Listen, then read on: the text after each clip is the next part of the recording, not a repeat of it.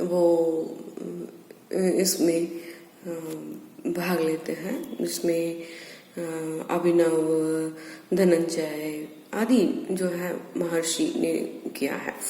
और आधुनिक में रविंद्रनाथ टैगोर ने भी शिक्षाविद के अंतर्गत बताया है कि नाटक जो है बहुत ही परिणामकारी है, क्योंकि नाटक के द्वारा अभिनय का अनुकरण किया जाता है। अभिनय को अनुकरण के द्वारा ही हम बहुत ही सुगम तरीके से छात्रों तक या फिर बच्चों तक अपनी भावनाओं को व्यक्त कर सकते हैं। तो इस प्रकार नाटक बहुत ही अच्छा तरीका है। और पुराने जमाने में भी नाटक को बहुत ही अहम भूमिका निभाती है। तो इस प्रकार नाटक को समझने के लिए पहले उसके तत्वों को समझना बहुत जरूरी है।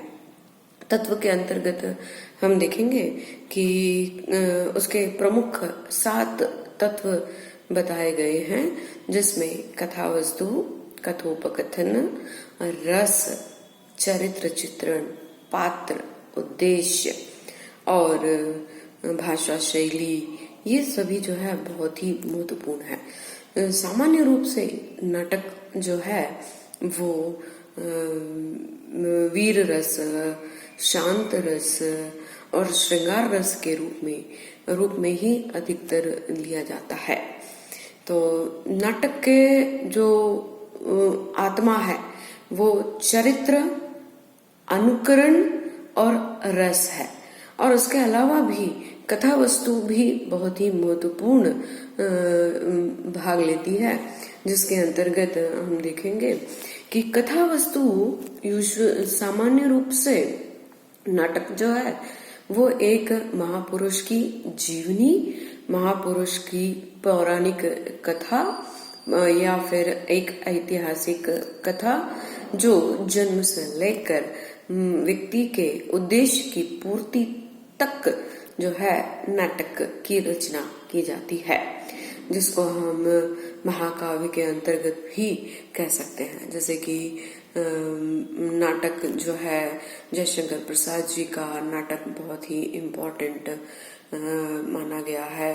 बहुत ही प्रसिद्ध नाटककार की श्रेणी के अंतर्गत आते हैं। उनका नाटक स्कंदगुप्त, चंद्रगुप्त जो है ऐतिहासिक नाटक है।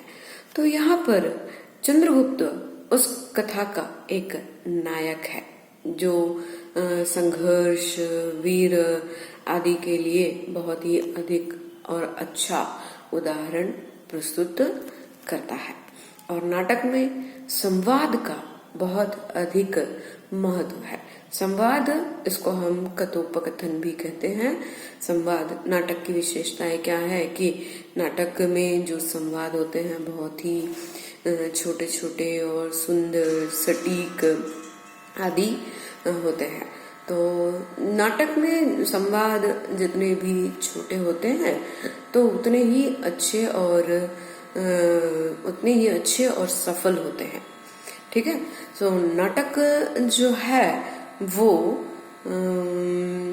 रंगमंच की दृष्टि से भी बहुत ही महत्वपूर्ण भूमिका निभाती है। तो नाटक में जितने इफेक्टिव पात्र कम होंगे तो उनमें नाटक उतनी ही अच्छी तरह से मंचीकृत किया जा सकता है। तो आज सिर्फ कथा वस्तु और कथोपकथन के बारे में हमने समझा और आने वाले अगले क्लास में हम देखेंगे कि जो भाषा शैली है, उद्देश्य है, देश काल वातावरण है, चरित्र है, रस है, अभिनय है, अनुकरण है, ये सब हमारे लिए कितने महत्वपूर्ण होते हैं, तभी एक नाटक को सफल माना जा सकता है।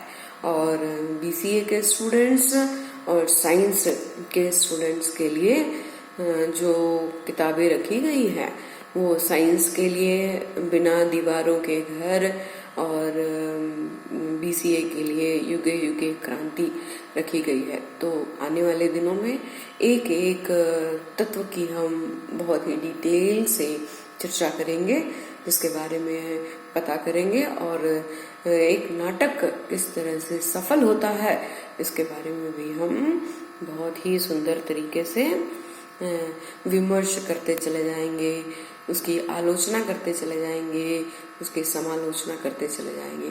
तो आज के लिए इतना ही काफ़ी है।